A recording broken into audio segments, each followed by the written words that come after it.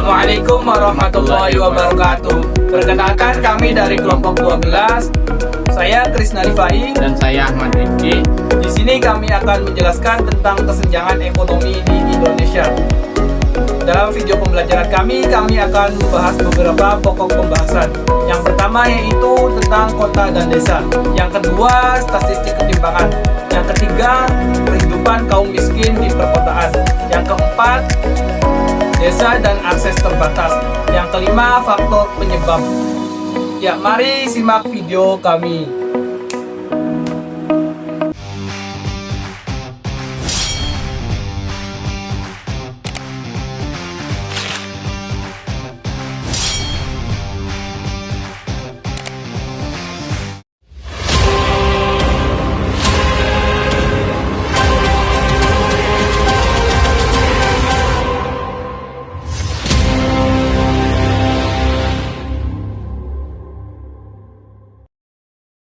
Indonesia dikenal sebagai negara dengan kekayaan alam melimpah dan pertumbuhan ekonomi yang cukup tinggi.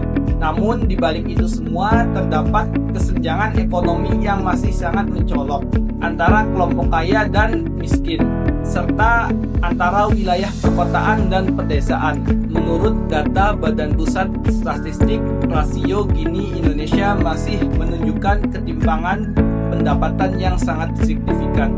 Sebagian kecil penduduk menguasai porsi besar kekayaan nasional, sementara mayoritas lainnya berjuang memenuhi kebutuhan dasar. Di perkotaan, kesenjangan tampak dari maraknya kawasan kumuh di dekat pusat bisnis. Banyak keluarga hidup di rumah sempit, tanpa akses air bersih, listrik memadai, dan pendidikan yang berkualitas.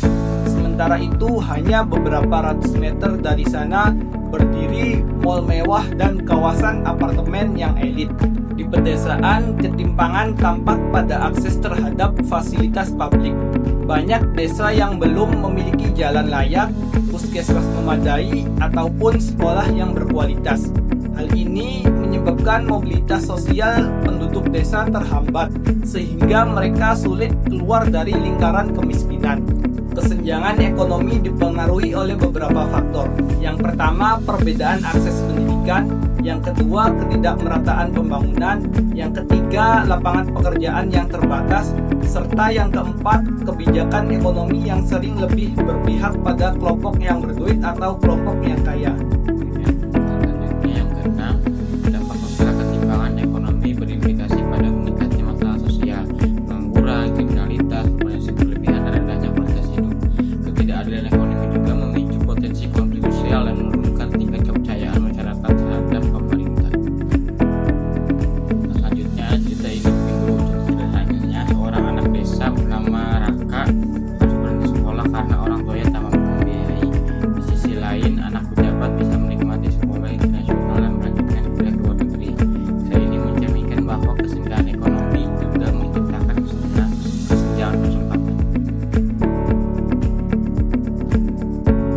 Nah, selanjutnya ada peran pemerintah untuk mengurangi ketimpangan.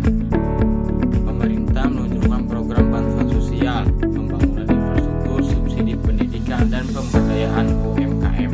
Meski demikian, program tersebut masih menghadapi kendala seperti implementasi, seperti birokrasi yang lambat dan kurangnya pengawasan. Selanjutnya ada peran masyarakat dan swasta. Selain pemerintah, masyarakat dan sektor swasta juga berperan. Kesadaran solidaritas sosial, program CSR perusahaan, dan program dan gerakan filantropi dapat membantu mengurangi kesenjangan. Namun, peran tersebut perlu konsistensi dan kolaborasi agar berdampak luas.